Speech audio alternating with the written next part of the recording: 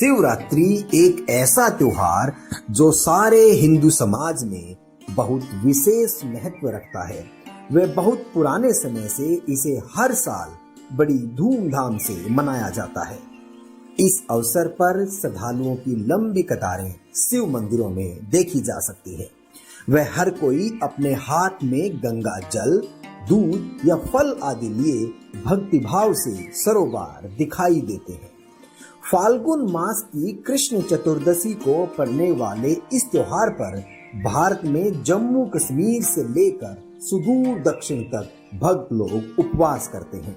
सारी रात शिव भगवान की आराधना करते हैं। घंटों की आवाज और शिव जी के जयकारों से पूरा मंदिर ही नहीं, आसपास का वातावरण भी गुंजायमान हो उठता है। इस अवसर पर शिवलिंग के ऊपर गंगा जल व दूध का अभिषेक विशेष रूप से किया जाता है। कुछ श्रद्धालु हरिद्वार से कावड़ लाकर अपने आसपास शिव मंदिरों में स्थापित शिवलिंगों पर उसे चढ़ाते हैं। अन्य दिनों में देवी देवताओं की पूजा करने वाले लोग इस दिन शिव की पूजा विशेष रूप से करते हैं। इस त्योहार के पीछे बहुत सी कथाएं बतलाई जाती हैं। शिवरात्रि का यह त्योहार हिंदू परंपरा में कुछ इस तरह स्थापित हो चुका है कि इसकी सार्थकता जानने की जरूरत ही महसूस नहीं की जाती और परंपरागत रूप से हर साल श्रद्धालु इसे मनाकर अपने भक्ति भाव को और भक्ति कर्म को पूर्ण मान लेते हैं। आज इस अवसर पर हम अपने सद्ग्रंथों के प्रकाश में इस त्योहार के महत्व को जानेंगे। हिंदू धर्म के आधार ग्रंथ पवित्र वेद व गीता जी है। ये ऐसे सद्ग्रंथ हैं जो प्रभु दत्त हैं और इनकी सत्यता पर किसी को कोई संदेह नहीं है। हालांकि वेद और गीता जी मानव मात्र के लिए हैं, ये किसी धर्म की सीमाओं के अंदर इन सद्ग्रंथों की महानता को नहीं बांधा जा सकता। फिर भी हिंदू धर्म के मानने वाले लोगों के लिए ये ग्रंथ विशेष आदरणीय है। हम साथ ही साथ यह भी जानेंगे कि पुराण ऋषियों का अपना अनुभव है। इस कारण पुराणों से ज्यादा महत्व प्रभु का आदेश है। मतलब साफ है कि यदि वेद और गीता शिवरात्रि का या किसी अन्य धार्मिक क्रिया का समर्थन नहीं करते हैं तो वो स्वीकार्य नहीं है। आज शिवरात्रि के संदर्भ में, शिव भक्ति के संदर्भ में अपने पवित्र वेद और गीता जी क्या निर्देश देते हैं, इस संदर्भ में हम आपके सामने एक छोटी सी वीडियो क्लिप लेकर आए हैं जो आपको इस संदर्भ में अपने सद्ग्रंथों से रूबरू कराएगी। आप निष्पक्ष होकर इस छोटी सी क्लिप को देखें और अपने जीवन को एक सार्थक और तार्किक दिशा दें। माता पार्वती जी के 107 जन्म हो चुके थे। वो मर रही थी, फिर कहीं जन्म लेती थी और भगवान शिव से ही उसका विवाह होता आ रहा था। 108वां जन्म था पार्वती जी का। उधर से भगवान शिव जी क्या करते थे, वो पार्वती जी से इतना प्रेम करते थे अपनी पत्नी से, उनकी मृत्यु के उपरांत वो उनके कंकाल को, उनके सिर को निकाल लेते थे और उनके प्रेम में उसकी याद को ताजा रखने के लिए एक माला बना ली थी, गले में डाल लेते थे और या अपने कहीं मकान, अपने महल की खुट्टी पर टांग देते थे। उनकी याद में रोते रहते थे। एक दिन नारद जी आए, पार्वती जी से कहा कि हे माता, आप जन्म और मृत्यु के कष्ट से कितने दुखी होते हो। भगवान शंकर जी के पास, शिव जी के पास एक अमर मंत्र है। यदि वो आपको वो मंत्र दे दे, जाप करने का एक नाम है, आपका जन्म और मृत्यु समाप्त हो सकता है। पार्वती जी ने कहा कि भक्त, हे ऋषि जी, आपकी बातों पर मुझे विश्वास नहीं हो पा रहा। क्योंकि भगवान शिव जी मुझे बहुत प्यार करते हैं, मेरे पति हैं, और इनके स्वभाव और इनके उदार स्वभाव से मैं खूब परिचित हूं। ये मेरे लिए अपनी जान भी दे सकते हैं, और वस्तु का तो कहना ही क्या। फिर आप ये कहो कि इनके पास कोई ऐसी वस्तु है और वो मुझे नहीं देते, नहीं दी आज तक, मेरे से छुपा ली, मेरा बात जची नहीं, और मेरी जन्म मृत्यु का भी मुझे ज्ञान नहीं। तब भगवान नारद जी ने कहा कि माता, ये जितने भी गले में भगवान ने ये शीश, ये रूंड टांग रखे हैं तेरे खोपड़े, ये तेरे ही हैं। 107 तो ये टंगरे खुट्टी पे है, और 108 माप वर्तमान में है। और भगवान शिव जी के पास एक बहुत ही अच्छा मंत्र है, वो आपको देंगे तो आपका कल्याण हो जाएगा। पार्वती जी ने फिर वही शब्द दोहराए कि नारद जी, मुझे विश्वास नहीं हो रहा कि उन्होंने मुझे ये नाम क्यों नहीं दिया जिससे मेरा मोक्ष हो सकता है। ऐसा भगवान नहीं कर सकते, मुझसे कुछ नहीं छुपा सकते। तब नारद जी ने कहा कि अभी तक आप उनको केवल पति मान रहे हो, आपने उनको भगवान नहीं माना, आपने उनको गुरु नहीं माना। जब तक आप अधीन नहीं होगे तब तक वो आपको ये वस्तु नहीं देंगे। अभी तक तो आप उनको एक पति मानते हो और कभी कभी डांट भी लगा देते हो, और इस अनमोल वस्तु को लेने के लिए आपने बहुत विनम्र स्वभाव अपनाना होगा। अति अधीन दीन हो प्राणी, ताको कहना वो अकथ कहानी, ये नियम है भक्ति का। अब नारद जी के उस प्रेरणा से उसको बहुत ज्यादा प्रेरणा मिली, बहुत प्रेरित होगी, और सोचने लगी कि ऐसा अनमोल मंत्र उनके पास है। नारद जी झूठ नहीं बोलते,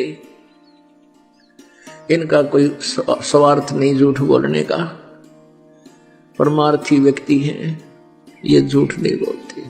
पार्वती जी ने सोचा कि अवश्य में मेरे अंदर ही कोई त्रुटि रही है, जिस कारण से प्रभु ने अभी तक मुझसे ये अनमोल मंत्र छुपा रखा है।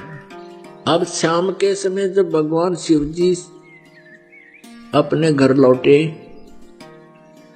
उस दिन एक विशेष परिवर्तन देखा शिव जी ने कि पार्वती जी उनके चरणों में गिर गई और फूट फूट कर रोने लगी।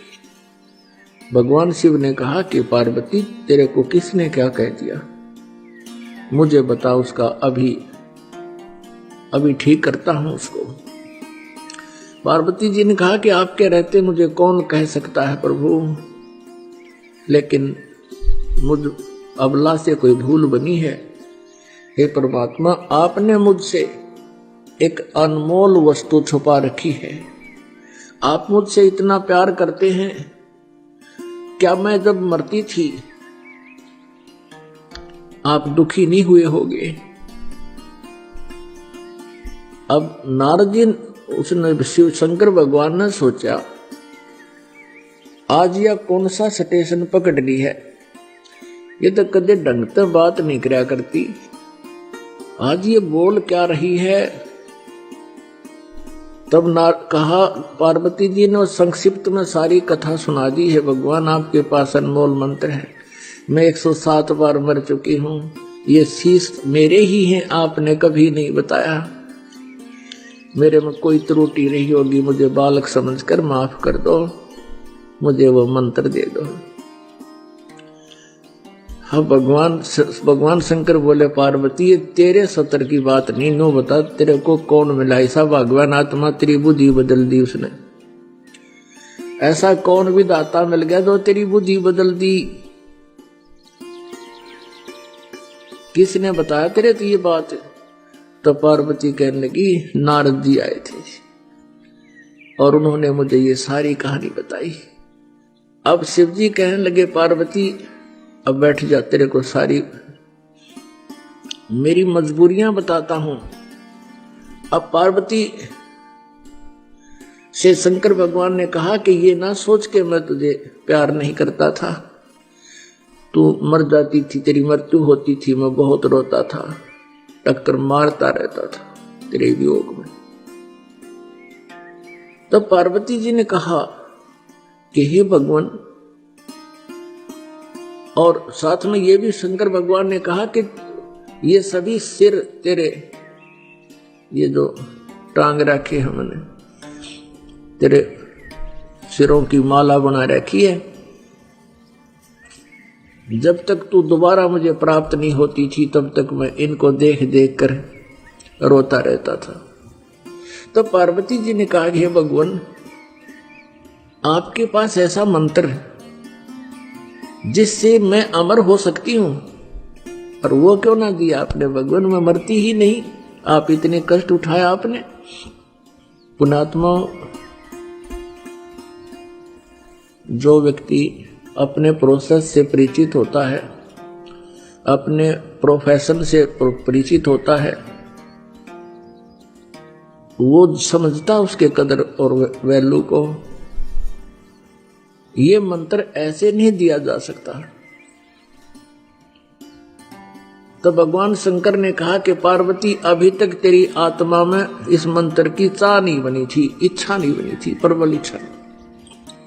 और जब तक इच्छा ना बने तो मैं तुझे बहुत कोशिश करता था। आपका याद भी होगी, मैं बहुत बार चर्चा चलाता था कि पार्वती, भगवान की भक्ति करनी चाहिए, परमात्मा की भक्ति से जीव का कल्याण होता है।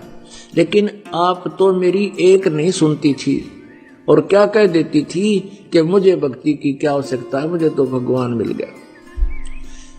मैं भी चुप हो जाता था कि अब या आगे बात सुने नहीं।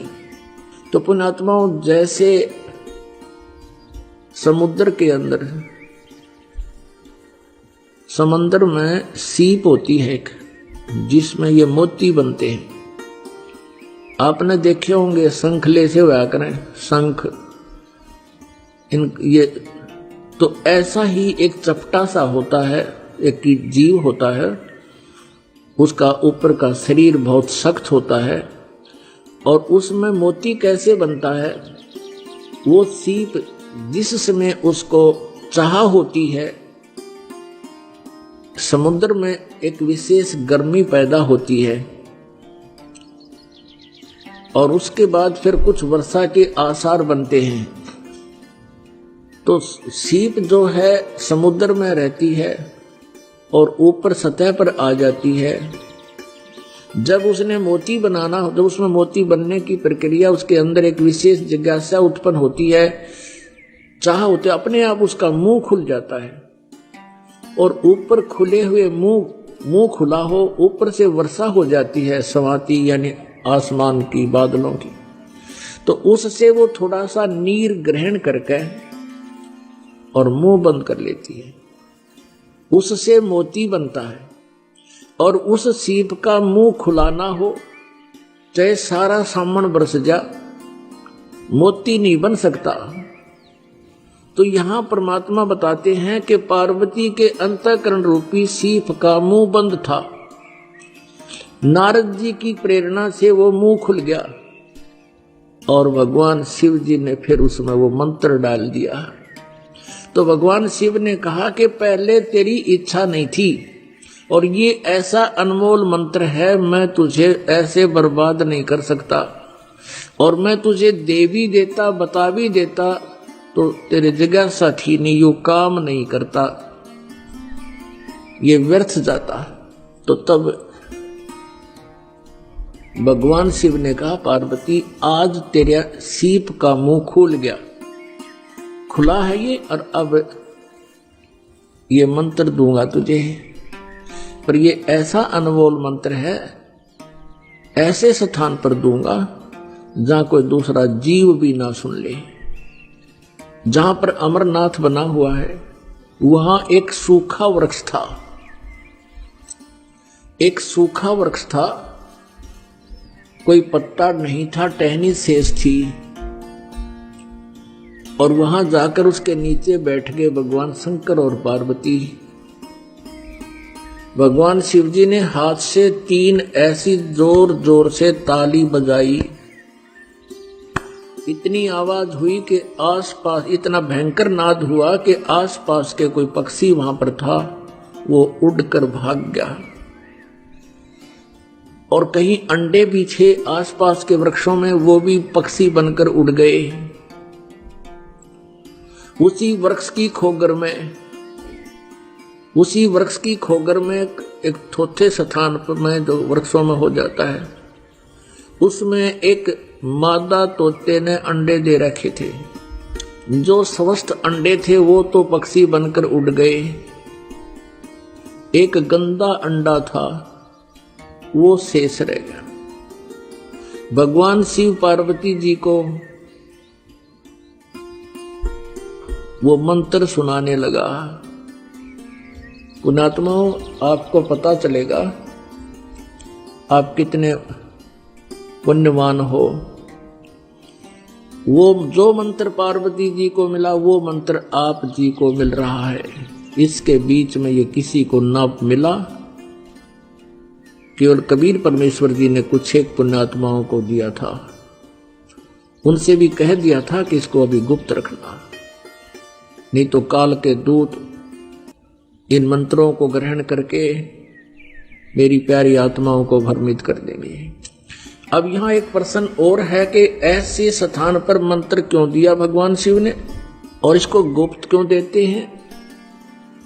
ये ऐसा मंत्र है, यदि ऐसे वैसे व्यक्ति को मिल जावे वो इसका जाप साधना करके सिद्धि युक्त हो जाता है और फिर वो ना जाने कितने जीवों को दुखदाई हो जाता है। पहले ये राक्षस क्यों बने? ये सभी भक्त थे, साधनाएं करते थे, गुरु होते थे। ये साधनाएं करते रहे लेकिन साथ में त्रुटियां भी करते रहे, नाम से खंडित हो गए। गुरुजनों ने उनको अपने वहां से निष्कासित कर दिया। उनके अंदर उस नाम के जाप करते रहे, सिद्धियां आ गई। उन्हीं भक्तों को के शत्रु बन गए। उनके पास भी सिद्धियां, उनके पास भी सिद्धियां, सारी उम्र लड़ते रहे, ना उनको भक्ति आपकी ना करने देते थे। आपने सुर असुरों का युद्ध खूब सुना पुराणों में, और अधिकारी जो होता है उसके मुख से सुना हुआ ज्यादा असर करता है।